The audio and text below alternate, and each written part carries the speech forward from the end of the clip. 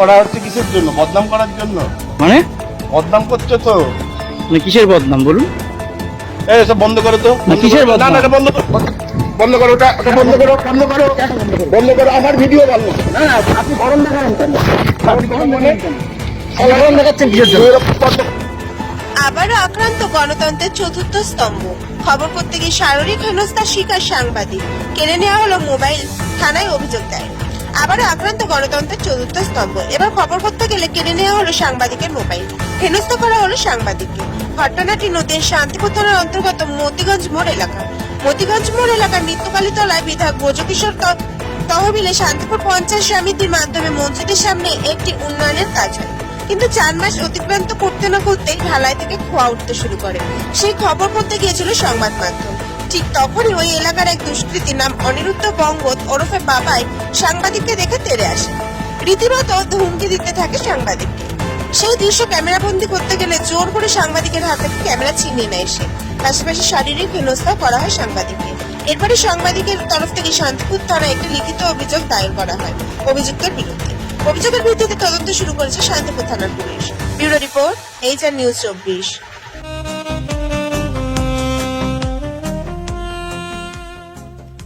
সর্বস্তরের ক্রেতা বন্ধুদের শুভ কামনায় বাবা লোকনাথ বাইক পয়েন্ট।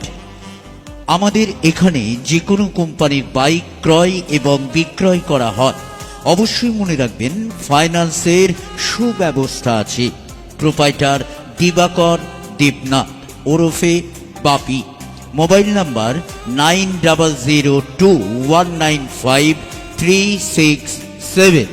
আমাদের ঠিকানা 12 নম্বর জাতীয় সড়ক, শান্তিপুর বাইপাস, পাওয়ার হাউসের নিকট, শান্তিপুর, নদিয়া।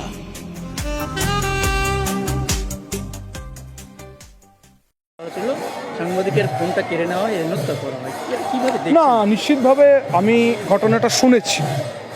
আমি নিশ্চিতভাবে বলবো যে সাংবাদিকতা যারা করছেন আমি তাদের পাশে আছি, এবং যদি তাদেরকে সত্যি সেই রকমভাবে আপনার কথা অনুসারে যাদের হেনস্থা করা হয়েছে, যারা করেছে, নিশ্চিতভাবে এসপি সাহেবও বলেছেন থানায় অভিযোগ এসছে, অভিযোগের ভিত্তিতে নিশ্চয়ই তদন্ত হবে এবং যেটা ব্যবস্থা নেওয়া হবে এই ব্যাপার। না, 100বার দেখুন, সাংবাদিকরা সবসময় সমাজের সবথেকে সচেতন শ্রেণীর অন্যতম।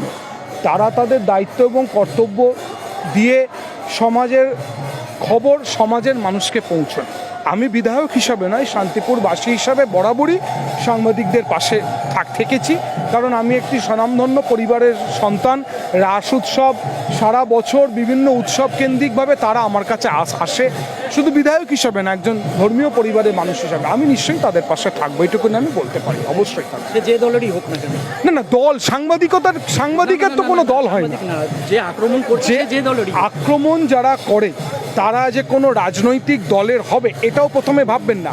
ঝান্ডা ধরে আক্রমণ করেছে না ঝান্ডাবিহীন করেছে, আমার মনে, আমি তৃণমূলের বিধায়ক, আমার মন প্রাণ জুড়ে তৃণমূল। কিন্তু ধরুন কোনো সাধারণ মানুষ সাংবাদিকদের বললো, তারা তো কখনো বলতে পারবে না, আপনি বলতে পারবেন না যে তৃণমূলকে, বিজেপিকে, সিপিএম কি কংগ্রেস। ঠিক যেমন পুলিশ প্রশাসনের ওপর যখন সাধারণ মানুষ আঘাত আনে, আমরা যখন বিধায়করা যাই, সাধারণ মানুষ আমাদেরকে বলে, আমরা তাদের বোঝাতেও পারি না, আমাদেরও সীমাবদ্ধতা থাকে। তারপর সেজন্য আমি নিশ্চয়ই বলবো এখানে দল মতের বিষয় না, গণতন্ত্রের চতুর্থ মাধ্যম হিসাবে সাংবাদিকদের একটা গুরুত্ব অভিন্ন, সেই হিসাবে আমি তাদের পাশে নিশ্চয়ই।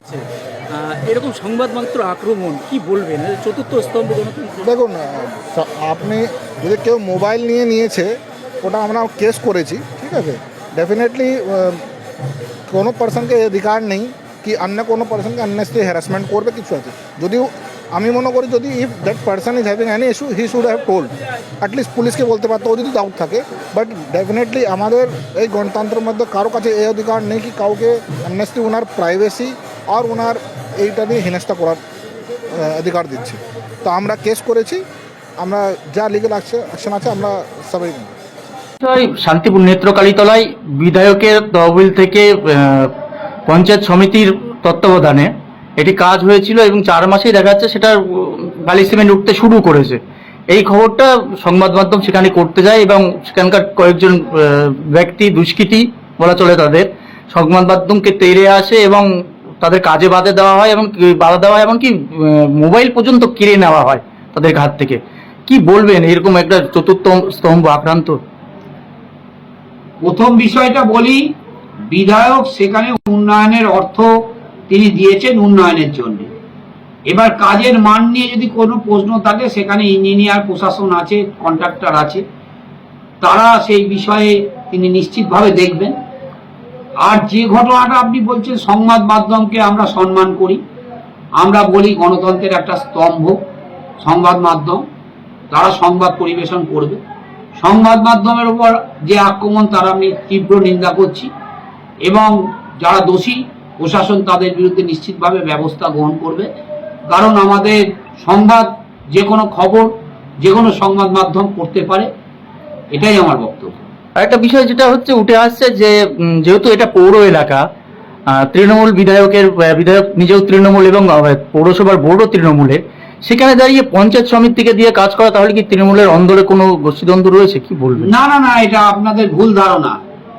আজকে যে কোনো এমএলএ এমপি ল্যান্ডের টাকা কাজ করতে গেলে সেখানে ডিএম এর মধ্যে দিয়ে, পঞ্চায়েত সমিতির মধ্যে দিয়ে করা যায়, পৌরসভার মধ্যে দিয়ে বিধায়কের উন্নয়নের অর্থ খরচ করা যায় না। আপনার নাম? সনদ চক্রবর্তী, সভাপতি, নদিয়া দক্ষিণ জেলা আইন ইউটিউব।